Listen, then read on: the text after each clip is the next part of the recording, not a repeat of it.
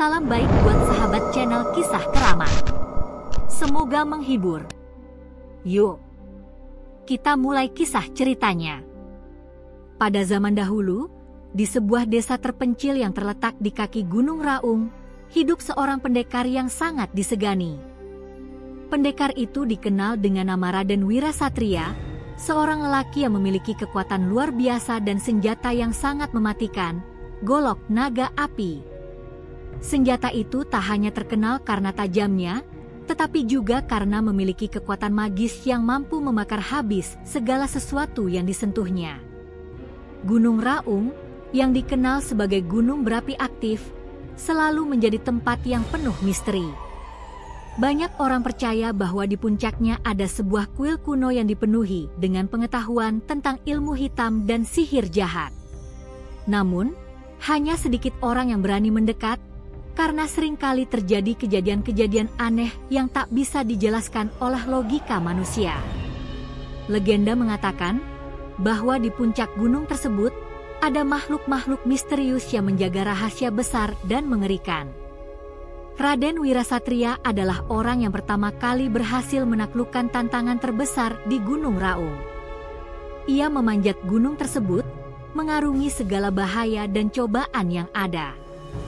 Namun, apa yang ia temukan di puncaknya bukan hanya sekedar harta atau ilmu belaka.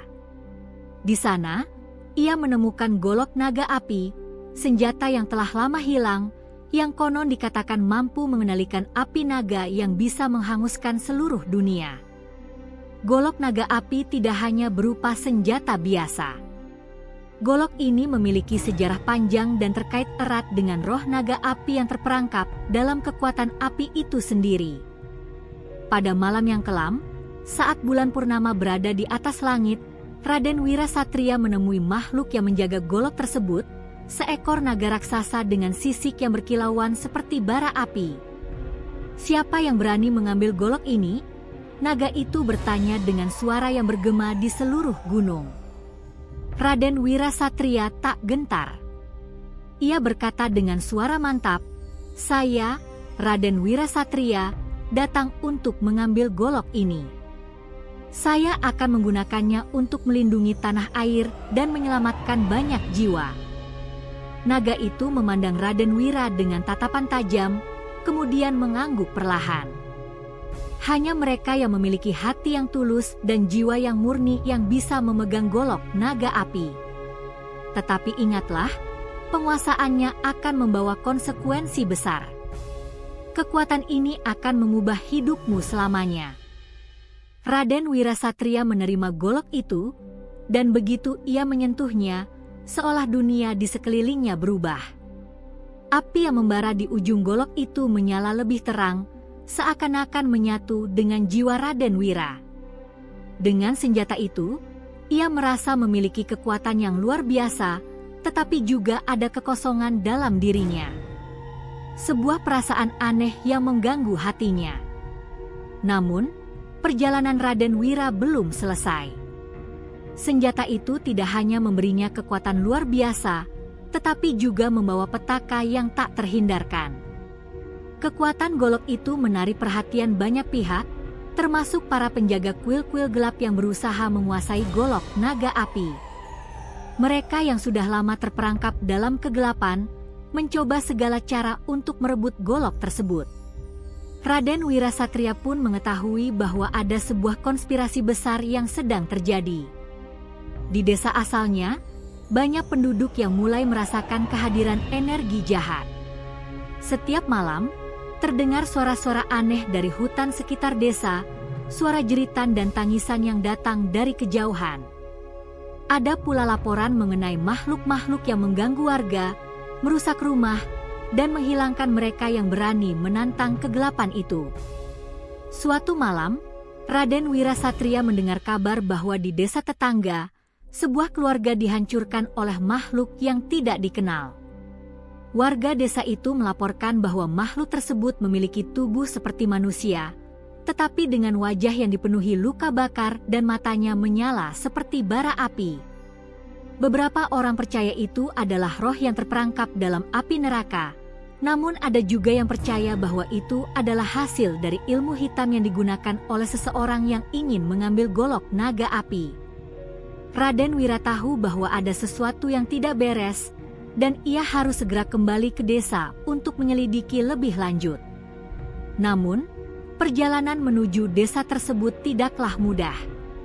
Di sepanjang jalan, ia merasakan hawa yang semakin panas dan bau belerang yang menyengat. Semakin ia mendekat, semakin kuat pula rasa teror yang menyelimutinya. Sampai akhirnya, ia tiba di desa tersebut. Hawa panas yang ia rasakan semakin tak tertahankan, dan penduduk desa tampak panik, berlarian tanpa tujuan yang jelas. Beberapa dari mereka berteriak ketakutan, ada yang bersembunyi di rumah-rumah mereka, sementara yang lain tampak seperti kehilangan akal sehat. Raden Wira Satria memasuki rumah yang paling dekat dengan pusat keramaian.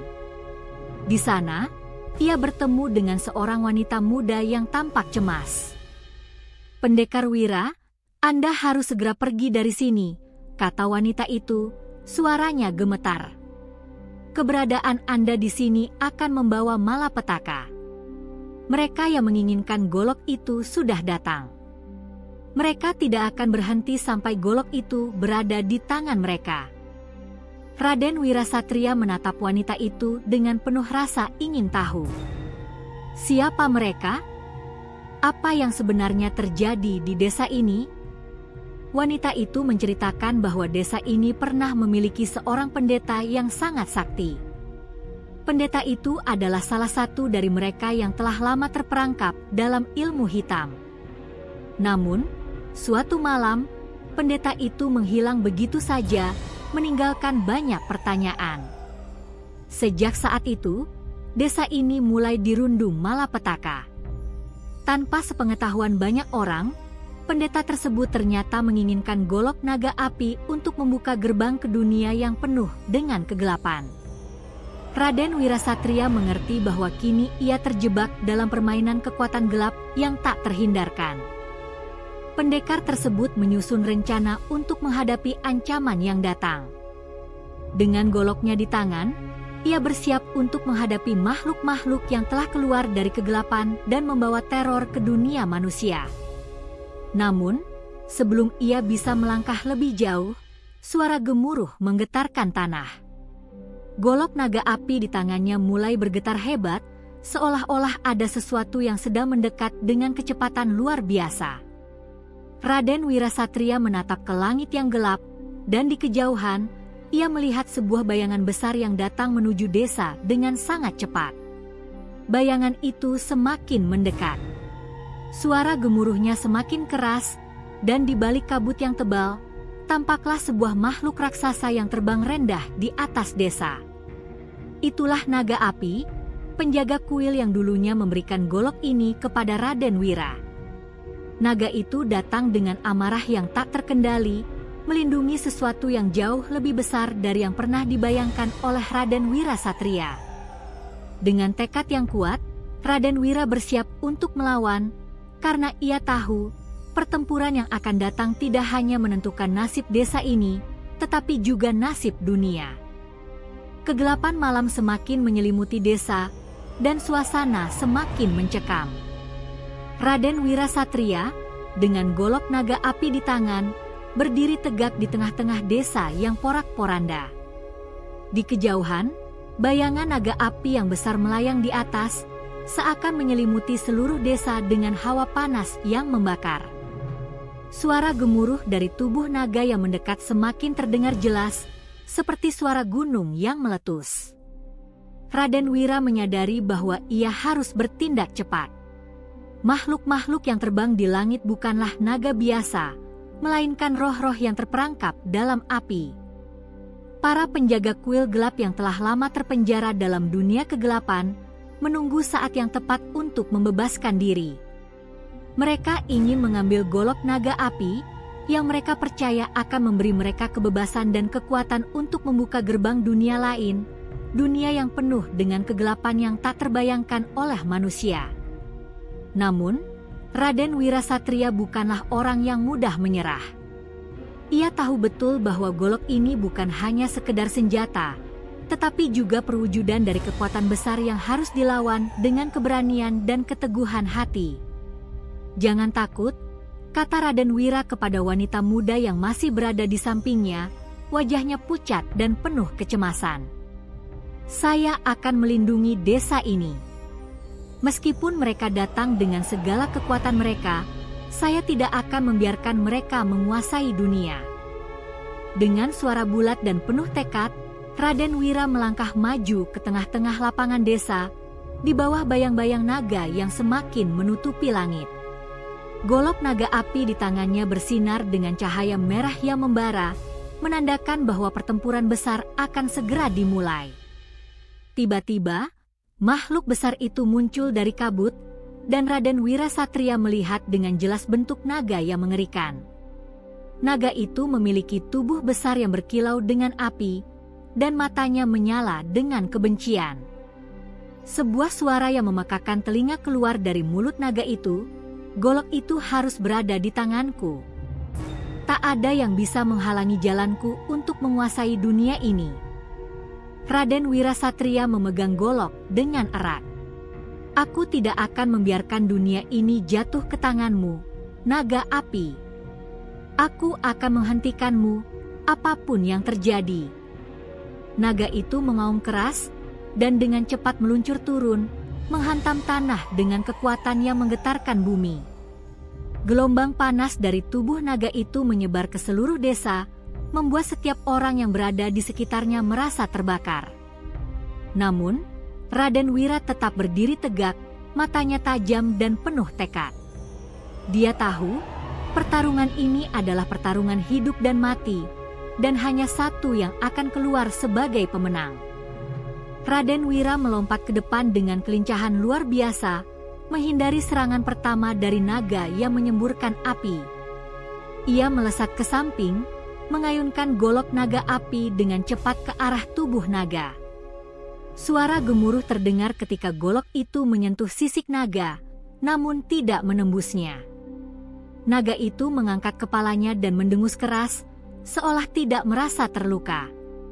"Ternyata kau cukup tangguh," kata naga itu, sambil menggerakkan tubuhnya dengan kecepatan luar biasa.